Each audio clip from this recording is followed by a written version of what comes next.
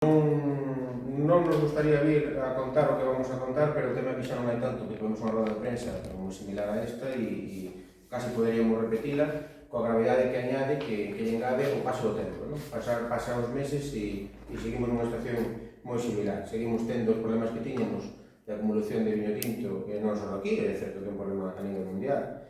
É certo tamén que estamos sempre falando de que regresar cando debería ser un problema, porque falamos dunha pequena producción e xa hablaría de un xeito relativamente sinxelo, pero non todo o mundo que ten a capacidade, os medios e as competencias para facelo, pois pon todo a súa parte o que ten que poñer. É certo tamén, non quero demasiados datos porque van a falar, como vos digo, o responsable de Agricultura aquí, Carlos, e tamén Félix despois, que esas axudas de bancales estuveron ben, a xente as acertou de bo grado, pero nós creemos que hai que modificala, que é unha axuda que admite un orzamento moi superior, tamén unha forma de aplicada distinta para que chegue a moitos máis viticultores, e non é menos certo que ainda que se fixeron algunhas cousiñas, pois a campaña que pasada foi un desastre dentro do punto que non todo o mundo puido vender, é dicir, non todo o mundo pudo entregar as uvas e quedaron colgadas. Estimamos que en torno aos 350 viticultores se viron afectados e quedaron nas súas viñas, o que supuxo pois un problema moi grande e vemos o máis grave que vemos un ano despois estamos na mesma situación. Temos que falar de promoción que non se falou, temos que falar de axuda que podan ver de que non ten os efectos que ten que ter, porque quizá a orden tampouco sale da mellor maneira. Tuvemos problemas tamén que añadidos, que despois se queredes tamén podemos falar deles, que foi o problema dos fitosanitarios, como todos coñecedes, houve problemas cos carnés, tamén nunha época malísima. E, bueno, non quero alargarme moito máis, eu simplemente quero poñer sobre a mesa un pouquinho os temas dos que vamos a falar, e que paso xa directamente a palabra a Carlos para que nos fale como está a situación, que é o que queremos, que é como vemos este ano, esa vendimia que xa se acerca, vale? Que é o que queremos pedir tamén á administración, e, por suposto, empezar a falar xa dun plan, de que alguén se ten que poñer ao frente a falar dun plan integral para a largo plazo, para que non estemos todos os anos e cada mes intentando explicarle á administración de que isto é un problema serio e que non vale ir poñendo parches pequenos, sino que temos que pensar que o futuro Ribeira Sacra pasa porque os viticultores sigan no territorio, sigan mantendo as súas viñas productivas, e para iso pois hai que poñer moito máis encima da mesa do que se está poñendo. E Carlos, xe dice a palabra. Ben, un pouco xa, Miguel contou un pouco cal é a situación. Levamos, desde o ano pasado, por estas fechas, máis ou menos, un pouquinho despois, empezamos con reunións con viticultores, empezamos con unha manifestación por o mes de setembro, nunha situación que o ano pasado se vía crítica, unha situación onde, ao final, pois, o tempo nos deu a razón, e máis de, en torno a 400 viticultores, entre 350 e 400 viticultores, deixaron as súas uvas sin entregar, ou ben colgadas na viña ou ben metidas por nas súas bodegas, que un problema maior é que ahora moito dese viño sigue nas súas bodegas que non hai salida para ele. E despois dun ano, con algún parche que se foi sacando, alguna cousiña que fomos conseguindo, seguimos nunha situación moi parecida, non? Estamos apenas a 2 meses de vendimia, temos claro que este ano, pois, despois de certas medidas que se foron tomando, é un ano definitivo. Moitos viticultores que o ano pasado non tiveron a que entregar as uvas, pois seguiron traballando as súas viñas ao largo deste ano, seguiron mantendo ese medio, pero este ano definitivo. Unha persona que un ano non mete as uvas, o segundo ano volve a deixar as uvas colgadas, pois o terceiro ano vai haber un abandono desa parcela. Xa estamos vendo zonas onde o abandono este ano se acentuou, non hai máis abandono, e non queremos que iso pase máis alá, non? Queremos que iso se frene, e, como dicía Miguel, temos que facer un plan de futuro de cara aos próximos anos para dar viabilidade a esta denominación de origen. Estamos falando dunha denominación de origen, como todos conocedes, que non é excesivamente grande, onde a produción está en torno aos 5 millóns de kilos, sería a produción normal desta denominación de origen, onde non debería ser difícil, con 4 elementos fundamentales, dar vendida a nosa produción, onde temos o turismo, unha zona espectacular, das máis visitadas de toda Galicia, onde pasan moitos turistas, onde nos ten que axudar a vender, e onde lle temos que pedir a administración que nos axude a manter este medio tamén. Nós somos unha parte fundamental para manter a Ribeira Sacra. Se sacaron 2 órdenes de axuda, por un lado se sacou a destilación o ano pasado para adegas, que funcionou moi mal, quer dizer, non apenas funcionou, e se sacou unha orden de colleita en verde, que non temos como poden ver, pagarnos por cortar as uvas por suelo. Unha orden onde, por as limitacións da orden, por as trabas que tiña a orden, pois moitos viticultores non puderon acoller a ela, unha orden que realmente non fixo o efecto que era de sacar o viño este ano do mercado un pouco para ir quitando as vendas. Non foi do agrado, esas ordenes non fixeron o seu efecto e temos un problema grave. Temos as bodegas cheas de viño e os viticultores sofrendo con uvas para entregar e non temos o que metelas.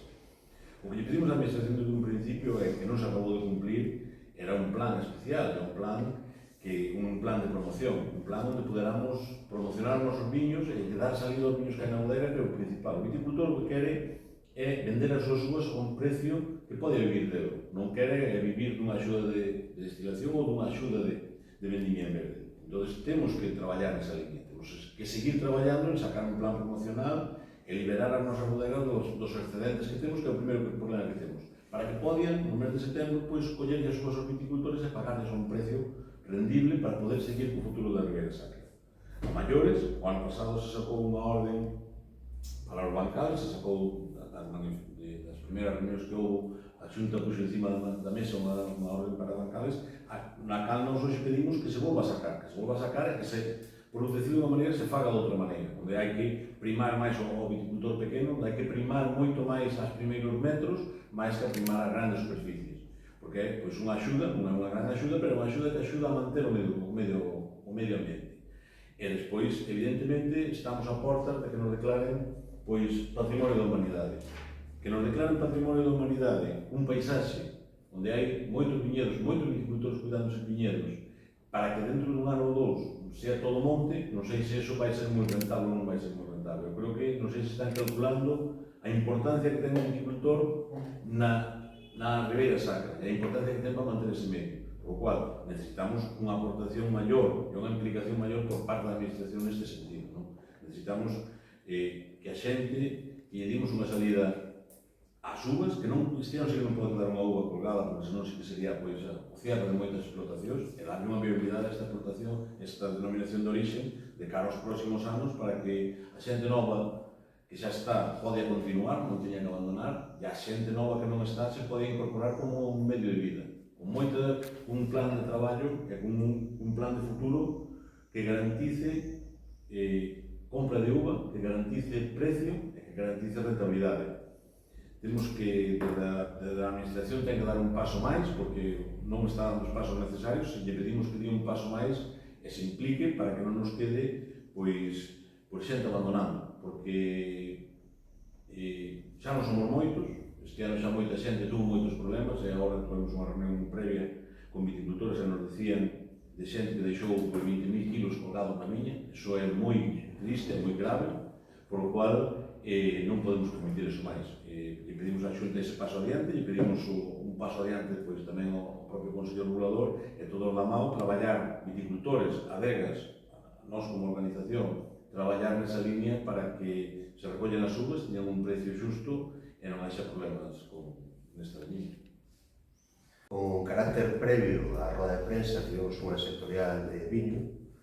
A razón de facer a reunión cos viticultores da comarca era, bueno, pues ter esa visión moi de preto do que estaba sucedendo, e o certo é que a razón de facer a roda de prensa era porque éramos conscientes da situación que, por desgracia, vivimos. E, por tanto, o objetivo da razón de ser da roda de prensa de hoxe non é outro que, primeiro, sensibilizar a opinión pública da situación que nos podemos encontrar a corto plazo cunha declaración de Patrimonio da Humanidade na comarca que pivota en torno a unha fotografía que é espectacular, que son os bancais, os cañóns, o todo o entorno, e que esa foto pode verse dañada si isto persiste. E, por tanto, facer un chamamento á sociedade para que sea consciente do problema que temos. Pero, sobre todo, facer unha chamada àqueles que teñen a responsabilidade de dar salida á situación que, por desgracia, nos toca cá vivir, que a Xunta da Nación ten todas as competencias, e a Xunta quen ten que tomar medidas e, por lo tanto, facer ese chamamento para sensibilizar. Por qué? Porque temos un doble problema. Temos un problema puntual e temos un problema estructural. Pero o problema puntual o temos que acotar a corto plazo, a moi corto plazo. É dicir, temos por diante un mes e medio, onde temos que articular mecanismos que lle temos que trasladar aos viticultores para decirles exactamente que é o que se vai a facer para evitar precisamente esa foto do abandono. E non podemos olvidar que unha aguanta. Se falamos de viticultura heroica, agora esa vai en un doble sentido.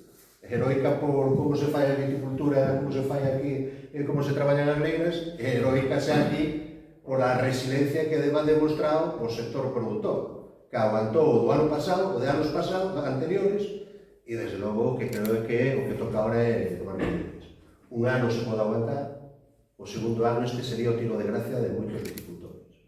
E, por tanto, o que temos que empezar a pensar é se nos podemos permitir o luxo de deixar no camiño zonas enteiras como esta. 350 quedaron o ano pasado.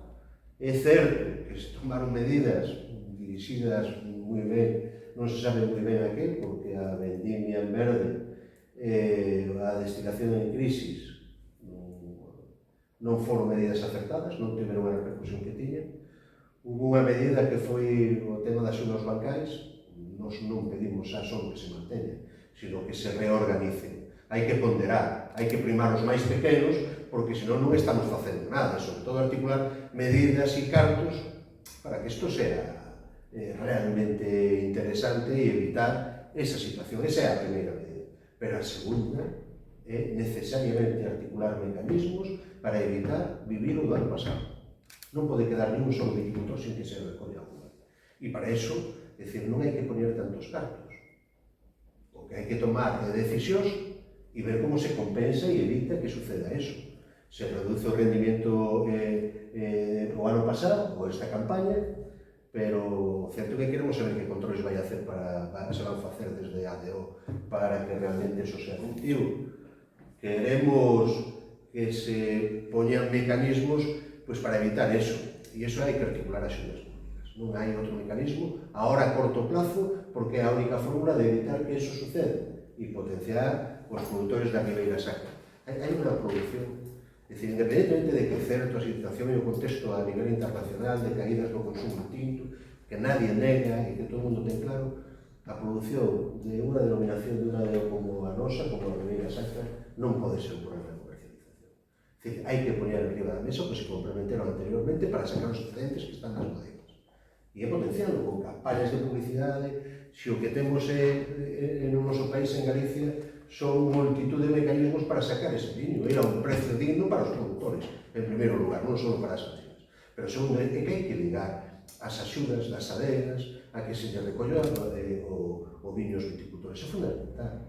E o que temos que frenar é que non podemos deixar que se liguen grandes novas plantacións a determinadas adegas e deixar e pegarle o tiro de gracia aos que xa están instalados, os que viven e traballan no medio rural, os que manteñen medio ambiente, pero sobre todo que queren vivir dignamente. Falábamos antes. Hai zonas que xa están notando o impacto da non venda, non recollida da uva do ano pasado. E este ano eu creo que é o ano. Non vai a chegar só con articular unha pequena axuda para os bancais. Ou apostamos definitivamente, ou como decía antes, isto en lugar de viticultura heroica, o que nos vamos a encontrar é un abandono masivo de pequenos produtores que van a deixarlle probablemente a porta aberta a algúns para que fagan o negocio da súa vida.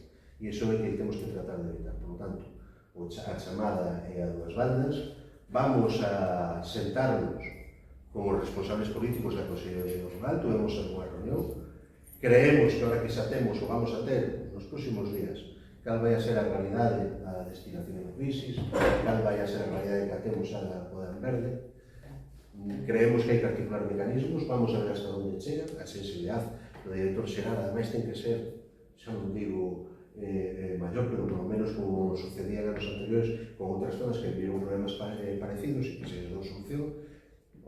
O director xeral é daqui, trabalhou aquí, conoce a zona, sabe perfectamente cal é o problema, ten detectado perfectamente a cantidade que hai que poñer, e eu creo que estamos falando de cantidades ridículas para salvar temporalmente unha situación para despois ver salida aos problemas estructurais. É certo que temos unha titularidade de explotacións con unha media moi alta, pero é certo que temos que buscar o relevo xeracional, é certo que temos que darle saída a unha produción ou persoas que se vieron a instalar e que están en unha situación de xoco que sucedía o ano pasado. E iso é o que tratamos de poñer en da mesa e, sobre todo, solicitar o máximo responsable que a Xunta de Galicia para que tome medidas e evite porque pode ser unha crisis potente nas ribeiras. No Miño falamos de zonas de Pantón, como os Pasantes, a Cedre, Cangas, tamén supoño que da outra ladeira do lado do Sober, tamén se ve abandono, na zona de Atán, falábamos de Bombeiro hai produtores de 20.000 kilos que deixaron uvas colgadas en Santiago de Cangas, hai produtores tamén que deixaron 4 ou 5.000 kilos, produtores que meteron 7.000 kilos de uva nas súas propias bodegas ou máis, ata o tope. E esas parcelas, pois, hai moitas zonas nas que xa se nota o abandono, pero que hai xente que está resistindo para ver o que pasa este ano. E se este ano a situación volve a darse igual, pois é moi probable que abandone todos.